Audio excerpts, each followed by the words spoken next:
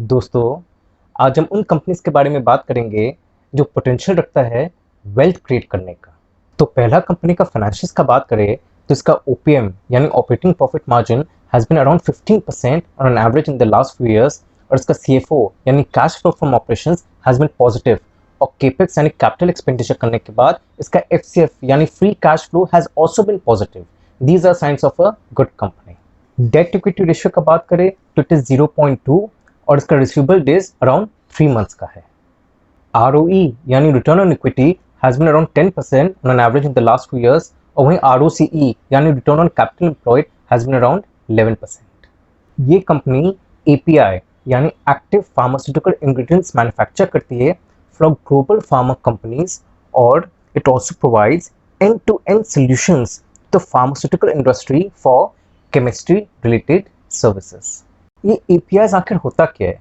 Well दोस्तों, these APIs actually chemicals which is used in making medicines। इस company के 2 business divisions है। अब पहला तो होगा कि ये जेनरिक API बनाती है under the business head GDS यानी जेनरिक ड्रग सब्सटेंस, और दूसरा हो गया दैट इट प्रोवाइड्स CMS यानी custom manufacturing solutions to global pharmaceutical companies. अब जेनरिक APIs का मतलब हो गया that it contains the same chemical substance as a drug that was originally protected by patents। और GDS यानी generic drug substance is further segregated into prime and niche specialty API segments। अब इसके जो prime APIs है वो basically large volume low margin products है, और वैसे इनके जो specialty APIs है those are high margin low volume products। और अब ये CMS vertical में यानी custom manufacturing solutions में ये company actually manufactures API and intermediaries for innovative pharma companies and it goes all the way from preclinical to commercial quantities exclusively for such companies। It also offers peptide synthesis services and also into large-scale manufacturing of amino acids and manufacture of peptide APIs, new chemical entities and other services as well। अब देखिए financial year 2011-12 में company 1200 ton API supply करती थी with an average realisation of $53 per kg। और वहीं 2015-16 में it was selling 600 tons of API for 118 rupees per kg, यानी जो एवरेज रियलाइजेशन है that improved by 120%। Company actually last years में क्या की है, जितने भी प्रोडक्ट्स थे जिसमें प्राइसिंग प्रेशर था, जिसमें क्या हाई वॉल्यूम जरूर था पर बेसिकली लो मार्जिन थे, उनको धीरे धीरे कंपनी अपना पोर्टफोलियो से कम करती गई है, और जो हाई मार्जिन प्रोडक्ट्स है जहां बेसिकली कंपनी के पास प्राइसिंग पावर है उसको बढ़ा रही है अपना पोर्टफोलियो में। इसलिए इसके जो प्राइम APIs है उसका घटौती होते जा रहा है, पर कंपनी ऐसा भी बोलती है कि भाई वो उसको हटा नहीं देगी। ऐसा नहीं कि it will totally weed out those products, वो चलाएगी पर उसमें क्या ज्यादा फोकस नहीं रहेगा। फोकस ये रहेगा ऑन दोज स्पेशलिटी केमिकल्स जिसमें मार्जिन उनके काफी हाई है और जहाँ कॉम्पिटिशन भी कम है due to complexity in its manufacturing process. अब देखिए यहाँ प्रोडक्ट मिक्स से आपको आइडिया लग जाएगा। अब जैसे 2012 में कंपनी का 50% रेवेन्यू आता था केवल 2 प्रोडक्ट से, और वो थे आपके सिप्रोफ्लैक्सिसिन एंड ranitidine, and वही 2020-21 में contribution of its top 5 products is actually 38% of its overall sales। Now the company has 20 molecules in the niche specialty segment, और यहाँ के कंपनी बेसिकली वही हायर मार्जिन है और लो वॉल्यूम है, जिस कारण से कंपनी अपना स्ट्रेंथ को लेवरेज कर पाती है such as process involving chiral chemistry, hydrogenation and inhalation products. अब ये CMS सेगमेंट में इंक्रीज फोकस करने से कंपनी को काफी फायदा हुआ है। अब जैसे 2015-16 में बेसिकली केवल लाइव प्रोजेक्ट्स में 21 प्रोजेक्ट्स थे कंपनी के पास, और वहीं 2020-21 में वो इंप्रूव हो गया टू 78 प्रोजेक्ट्स। मतलब लिटरली ऑलमोस्ट 4 टाइम्स इंप्रूवमेंट हुए in the number of live projects in 2015 to 2020, यानी 5 साल में 4 गुना प्रोजेक्ट्स बढ़ गए, और ये सब हुए CMS सेगमेंट में जहाँ अच्छे मार्जिन है। मैनेजमेंट ये भी क्लियर कर दिए कि जितने भी रेवेन्यूज होंगे CMS सेगमेंट से वो थोड़ा लंपी नेचर होगा। उसके पीछे सबसे बड़ा कारण है कि इसकी काफी जो प्रोजेक्ट्स है वो clinical part of the life cycle of the project में है। होता क्या है, for any drug to be FDA approved, FDA माने फूड एंड ड्रग एडमिनिस्ट्रेशन, उसके लिए it has to pass all the trials right from the pre clinical phase to phase 3 clinical trial. और जो फेज 3 क्लिनिकल ट्रायल वो complete होने के बाद जो इनोवेटर कंपनी है वो बेसिकली सबमिट करता है the new drug application to FDA, and after successful review of the application the FDA approves the drug। Problem क्या होता है, ये जो मॉलिक्यूल है वो क्लिनिकल ट्रायल का कोई भी स्टेज में अगर अप्रूव नहीं होता है then it leads to the dropping of the molecule from the pipeline of the project. फिलहाल कंपनी के पास 17 commercial projects including APIs and intermediates है और कंपनी का मानना है कि 30% ऑफ द रेवेन्यूज इसी सेगमेंट से आएगा। हैदराबाद के पास ही कंपनी के 3 मैन्युफैक्चरिंग यूनिट्स लोकेटेड है and unit 1 and unit 2 have already received approvals from various regulatory agencies and both the units are cleared by the USFDA. अब देखिए फाइनेंशियल 2017-18 और 18-19 में कंपनी का क्या काफी कैपेसिटी कंस्ट्रेंट्स था, तो क्या है ना कि उसको काफी डिपेंडेंट था चाइना के ऊपर। अब हो क्या रहा था, वहां से प्रॉपर सप्लाई नहीं आ रहा था the raw materials and intermediates for की प्रोडक्ट्स, उस कारण से काफी रेवेन्यू लॉस हुआ कंपनी। और फ्यूचर में ऐसा कंपनी को कोई प्रॉब्लम फेस नहीं करना पड़े, इसलिए the company acquired unit 3 to create a buffer capacity and for backward integration. Currently speciality medicine account for 36% of global spending और 5 साल बाद the spending will increase to 60% in developed markets and 50% globally. अब पहले के India में जितना भी जो एपीआई मॉलिक्यूल जो मैन्युफैक्चर करते थे वो सिंपल एपीआई मॉलिक्यूल्स मैन्युफैक्चर करते और उसमें क्या खास मार्जिन्स नहीं होता था, बट अब क्या India is actually become a preferred destination to actually manufacture complex and niche category APIs जिसमें मार्जिन्स फार बेटर है। और अब क्या चाइना से भी डायरेक्ट कॉम्पिटिशन में है इंडिया और उससे कम नहीं है। इनफैक्ट क्या पता कुछ साल में चाइना को भी पार कर जाए। और क्यों इस इंडस्ट्री में इंडिया आगे बढ़ती जा रही है, सबसे बड़ा कारण है कि इंडिया के पास लो कॉस्ट मैन पावर है, ऊपर से वो स्किल भी है, इसलिए आज के दिन चाइना और इटली के बाद तीसरा नंबर में इंडिया आता है ग्लोबली। अब के जो बल्क ड्रग इंडस्ट्री है ये काफी फ्रेगमेंटेड है। In fact around 1500 plants are there that manufacture APIs और 2017-18 में top 14 to 16 players including the formulation companies comprised around 16 to 17% of the total market share। अब जितने भी मिड साइज और लार्ज प्लेयर्स है वो एक्चुअली सप्लाई करती है to the large and regulated developed market in globally. और ऐसा नहीं कि उनको केवल सप्लाई करती है, डोमेस्टिक मार्केट में भी सप्लाई करती है और जो लेस रेगुलेटेड मार्केट है वहां भी देती है, पर उनका मेन फोकस रहता है रेगुलेटेड मार्केट क्योंकि वहां far better margins है। Whereas mid and small size players actually export to semi-regulated markets and operate in the price competitive domestic market। अब देखिए इंडियन फार्मास्यूटिकल इंडस्ट्री का बैकबोन एपीआई इंडस्ट्री है, पर अभी भी काफी हद तक अपना डिपेंडेंस है on imports from China, specially the API and the intermediates। More than 60% of the bulk drugs is imported from other countries and in case of certain specific bulk drugs the import dependence is 80 to 90%। और जहां तक China का सवाल है तो उसमें से around 65% of the bulk drugs and intermediates is actually imported from China. और चाइना के ऊपर जो डिपेंडेंस रिड्यूस करने के लिए government has actually approved a package of 9,940 crores to boost the production of bulk drugs including critical key starting materials and APIs as well।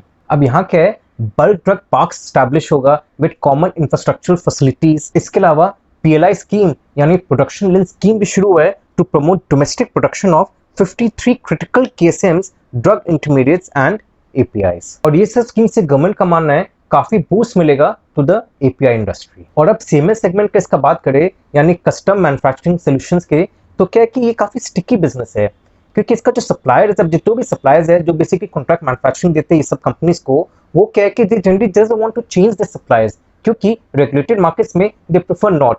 सबसे बड़ा कारण उसके पीछे ये है कि it involves filing for regulatory approvals and also involves technology transfer. और दूसरा रीजन है कि innovators don't switch is because the CMO यानी कॉन्ट्रैक्ट मैन्युफैक्चरिंग कंपनी, क्योंकि उसके पास काफी अंडरस्टैंडिंग हो जाता है, deep understanding in fact of the molecule which it is manufacturing, and उस कारण से it is in a better position to manufacture when the drug reaches commercialization stage। अब यहाँ क्या है, growth is also non-linear, मतलब कि growth क्या है कि एक समान नहीं रहेगा over the years। और उसके पीछे सबसे बड़ा कारण है that during the early stage of the molecular development CMOs supply small quantities, but as the product becomes commercialized the transition happens from micro batches to multi-tons, which leads to the lumpiness in the nature of this business। और देखिए जितने भी innovator companies है वो generally एक company के ऊपर dependent नहीं रहते, जनरली उनके पास 2 CMOs तो कम से कम रहता है and this company is generally the secondary CMO। अब देखिए यहाँ मॉलिक्यूल पाइपलाइन में आते ही कंपनी पैसा बनाना शुरू कर देती है।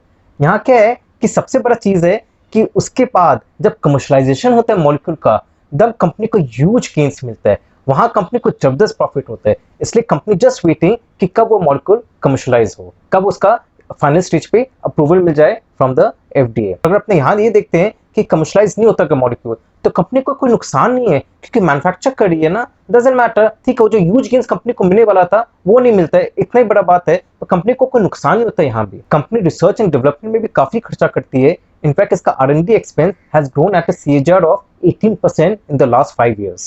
In fact, इसका US FDA approved R&D facility has a research team of 282 scientists. The company has also entered into collaboration with Jitsubo Technologies for jointly developing peptide APIs, employing the patented molecular hiving technology of Jitsubi Technologies and the company's proprietary purification technology. अब ये चीज बहुत ध्यान से सुनेगा और समझने का कोशिश करेगा। अब देखिए, कंपनी का market capitalisation is around 3000 crores।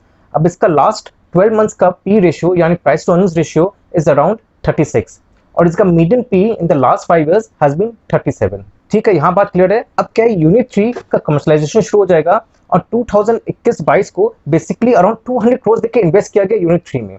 तो अगर 200 crores इन्वेस्ट किया गया यूनिट 3 में, तो इसका additional revenue considering the asset turnover of 1 will be around 200 crores। अब एडिशनल रेवेन्यू अगर 200 crore का हो रहा है, तो basically the total revenue would be around 1200 crores।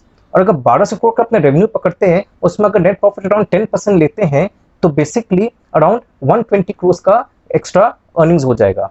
और यहाँ अगर नेट प्रॉफिट 120 crores को पकड़ते हैं विद द पी ऑफ 36, तो basically the market cap would reach to around 4300 crores। अब अगर मार्केट कैप 4300 crore तक पहुंचते हैं, तो we see an upside potential of around 40% from the price levels right now. तो दोस्तों, कंपनी का नाम है न्यूलैंड लैबोरेटरीज लिमिटेड। और अब रिस्क का बात करें, तो देखिए इंडस्ट्री काफी कम्पिटिटिव है, both from domestic as well as international players in the API industry. ऊपर से successful development and commercialisation process is time consuming and costly as well, and it involves a high degree of business risk. और इस दौरान competitors similar products develop कर सकती है which might be the products which is under development of the company. ऊपर से काफी regulatory hurdles है। अब जिस सैल्मेट्रोल ये प्रोडक्ट कंपनी निकाला था 2017-18 में, उसके वॉल्यूम्स काफी पिकअप हुए नहीं due to again regulatory hurdles. दूसरा बड़ा रिस्क है the volatility in the prices and disruption in the supply of raw materials and intermediates from other countries and China. और यहाँ क्या है, अगर प्राइस इंक्रीज हो जाता है रॉ मटेरियल्स में या डिस्ट्रप्शन इन सप्लाई होता है, तब क्या कंपनी का sales will be impacted and इस कारण से कंपनी का profits will also take a hit. वो अलग बात है कि कंपनी का जो डिपेंडेंस था पहले वो काफी हाई था, उस हिसाब से आज के दिन कम है, और इस रिस्क को काफी हद तक मिटिगेट करती है bye starting this new manufacturing plant. But क्या है ना, अभी भी डिपेंडेंस तो है, तो that dependence reduce but it's not completely gone. और फाइनली रेगुलेटरी कंप्लायंस। देखिए इंडस्ट्री जो है इसमें रेगुलेटरी कंप्लायंस बहुत इंपॉर्टेंट है। अगर कोई भी कारण से ऑब्जर्वेशन आ जाता है from USFDA in the manufacturing facilities of this plant, तब क्या है, the production will be stopped immediately और जो प्रोडक्ट्स है वो भी रिकॉल हो जाएंगे, तो बहुत बड़ा नुकसान होगा कंपनी को। वो अलग बात है कि कंपनी हैज मेड श्योर कि उसको आज तक कभी ऑब्जर्वेशन नहीं आया है फ्रॉम USFDA, पर जरूरी नहीं है कि फ्यूचर में ये ऐसा नहीं हो, आ भी सकता है। अगर ऐसा आता है देन कंपनी का sales and the profit will be impacted. आगे बढ़ने के पहले ये बता दूं कि अगर मेरा मॉडल पोर्टफोलियो ऑफ 25 स्टॉक्स के बारे में आप जानना चाहते हैं, तो एनुअल सब्सक्रिप्शन चार्ज है 15,000 का यानी 15,000, और एक और एनुअल सब्सक्रिप्शन है 10,000 का, जहां मैं 15 स्टॉक्स के नेम्स आपके साथ शेयर करूंगा। बाकी डिटेल्स के लिए आप नीचे डिस्प्लेड ईमेल एड्रेस या फोन नंबर पे कॉल कर सकते हैं। और अब अगला कंपनी की तरफ चलते हैं और इसका फाइनेंशियल्स का बात करें, तो इसका ओपीएम यानी operating profit margin has been around 18% the last 2 years, which is very good. और इसका CFO यानी cash flow from operations has been positive, और केपेक्स करने के बाद इसका FCF यानी free cash flow has also been positive, again signs of a good company.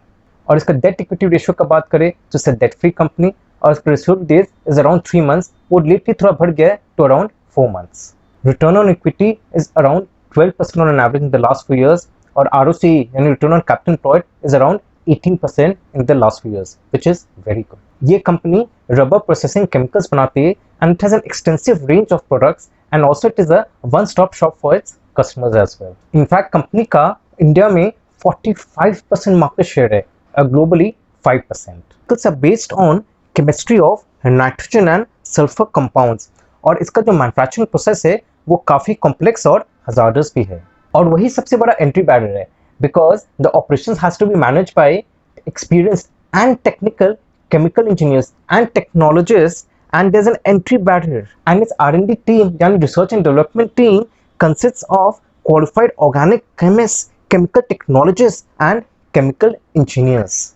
In fact, it has been granted 2 US patents for developing green technology for manufacturing of 4-amino diphenylamine. Company का 2 manufacturing plant है, एक है नवी मुंबई में और दूसरा है दहेज में जो गुजरात में। अब देखिए, rubber chemicals are important additives and they are needed to make rubber polymer commercially useful for final applications. और ये जो केमिकल्स है ये कई रबर प्रोडक्ट्स बनाने में काम आता है, जैसे टायर्स, फिर आपके automobile parts, surgical gloves, sole shoes, and it also helps in enhancing strength, durability and elasticity of the rubber. Rubber chemicals are also used by those manufacturers who convert natural or synthetic rubber into finished products. अब देखिए, जो rubber chemicals है, these are divided into different types based on product segments like anti-degradants, flame retardants, accelerators and processing aid promoters. Anti-degradants are actually chemicals which is used to develop the rubber's resistance to heat, oxidation, sunlight and mechanical stress.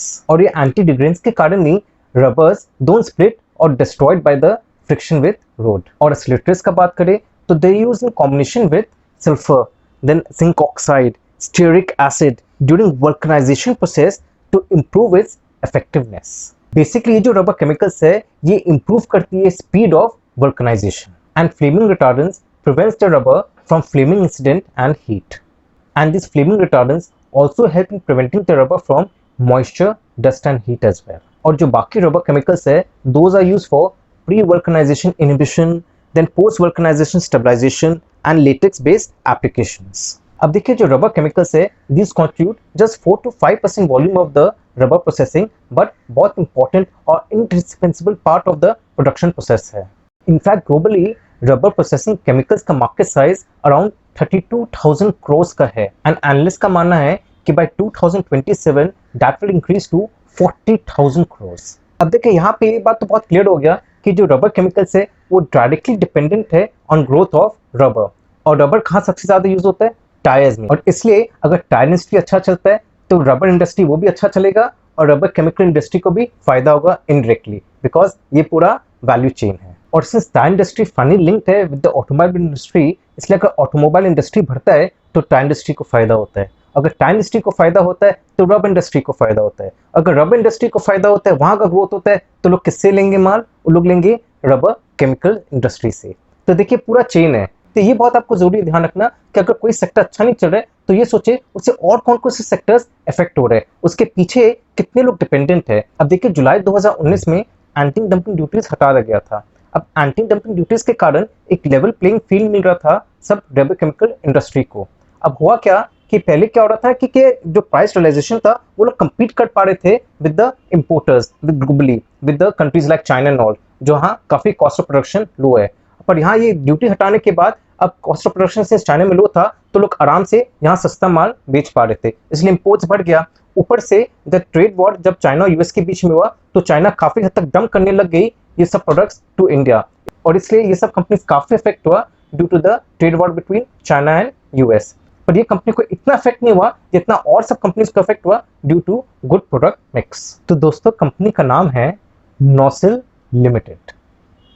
Risk का बात करें तो सबसे बड़ा risk तो है कि the increase competition from unorganised players and also the dumping of rubber chemicals from China and Korea specially. दूसरा, वोलेटिलिटी इन रॉ मटेरियल प्राइसेस। अब इसका raw materials basically crude oil derivatives है। अब यहाँ अगर रॉ मटेरियल्स में प्राइस इंक्रीज होता है तो वो पूरा प्राइस इंक्रीज पास नहीं कर पाती है टू इट्स कस्टमर्स, पर एट द सेम टाइम अगर रॉ मटेरियल में प्राइस का डिक्लाइन होता है, if it decreases in price then it has to pass on the decrease in price to its customers. This is how it is. इसलिए उस हिसाब से company के पास वैसे प्राइसिंग पावर नहीं है, क्योंकि जब बढ़ता है दाम तो पूरा पास नहीं कर पाती है, पर जब घटता है दाम तो पास करना पड़ता है the entire difference in the cost of raw materials to its customers. तो दोस्तों, अगर आपको मेरा वीडियो अच्छा लगा तो लाइक और सब्सक्राइब जरूर करेगा, और इसी टाइप के मैं और इंटरेस्टिंग कंपनीज आपके सामने लाता रहूंगा। Thank you very much.